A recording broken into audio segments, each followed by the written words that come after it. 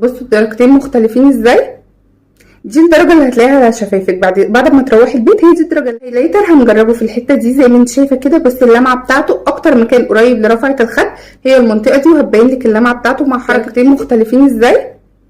دي الدرجه اللي هتلاقيها على شفايفك بعد ما تروحي البيت، هي دي الدرجه اللي هتلاقيها، مش دي خالص. تمام. فلما تيجي تجربي روج هنجربه هنا على العقله، لان الدرجه دي بتبقى هي اقرب درجه للشفايف. شايفين الفرق؟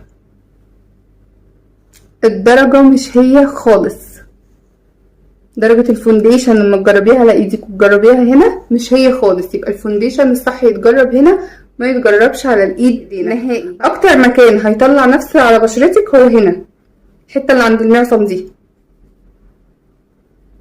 الدرجه اللي هتبقى على وشك اهي، دي كده. لكن ما تجيش تجربيها هنا، مش هيديك البطيخ الجميل.